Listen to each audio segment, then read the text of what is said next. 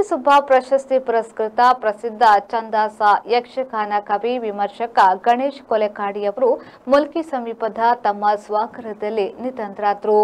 ಪ್ರಸಿದ್ಧ ಹಿಮ್ಮೇಳ ವಾದಕರಾದ ದಿವಾಣ ಭೀಮಭಟ್ಟರಲ್ಲಿ ಭಾಗವತಿಕೆ ಮತ್ತು ಮದ್ದಳೆ ವಾದನವನ್ನ ಛಂದಸ್ಸರಾದ ಡಾ ಶ್ರೀಮಂತೂರು ನಾರಾಯಣ ಶೆಟ್ಟಿಯವರಲ್ಲಿ ಯಕ್ಷಗಾನ ಕಾವ್ಯ ರಚನೆಯನ್ನ ಅಭ್ಯಾಸ ಮಾಡಿದ್ದ ಗಣೇಶ್ ಕೊಲೆಕಾಡಿ ಸುಮಾರು 50ಕ್ಕೂ ಅಧಿಕ ಪ್ರಸಂಗಗಳನ್ನು ರಚಿಸಿದ್ರು.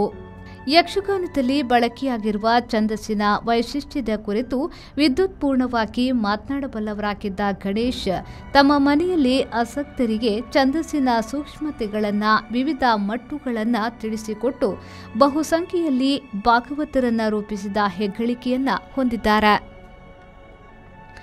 ದೀರ್ಘಕಾಲದ ಅಸೌಖ್ಯದಿಂದ ಬಳಲುತ್ತಿದ್ದ ಅವರು ಅನೇಕ ಬಾರಿ ಆಸ್ಪತ್ರೆಗೆ ದಾಖಲಾಗಿ ಚಿಕಿತ್ಸೆಗೆ ಒಳಗಾಗಿದ್ರು. ತಾಯಿಯೊಂದಿಗೆ ಮುಲ್ಕಿ ಬಳಿಯ ಮೈಲೊಟ್ಟು ಎಂಬಲ್ಲಿ ವಾಸವಾಗಿದ್ದ ಅವರಿಗೆ ಉಡುಪಿಯ ಯಕ್ಷಗಾನ ಕಲಾರಂಗ 2014ರಲ್ಲಿ ಮನೆಯೊಂದನ್ನು ನಿರ್ಮಿಸಿಕೊಟ್ಟಿತ್ತು. ಯಕ್ಷಗಾನ ಕಲಾರಂಗ ಅವರ ನಿರ್ದೇಶನದಲ್ಲಿ ಭಾಗವತಿಕೆಯ ಕಮ್ಮಟವನ್ನು ಸಹ ಆಯೋಜಿಸಿತ್ತು. ಗಣೇಶ್ ಕೊಲೆಕಾಡಿ ಅವರಿಗೆ ಯಕ್ಷಗಾನ ಕಲಾರಂಗ ಕನಕ ಅಣ್ಣಯ್ಯ ಶೆಟ್ಟಿ ಪ್ರಶಸ್ತಿಯನ್ನ ಕೂಡ ನೀಡಿ ಗೌರವಿಸಲಾಗಿತ್ತು.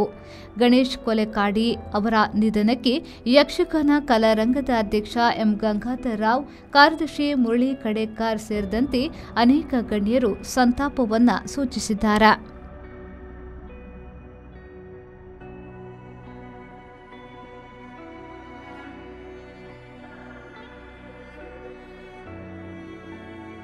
Bureau report V4 news मुल्के।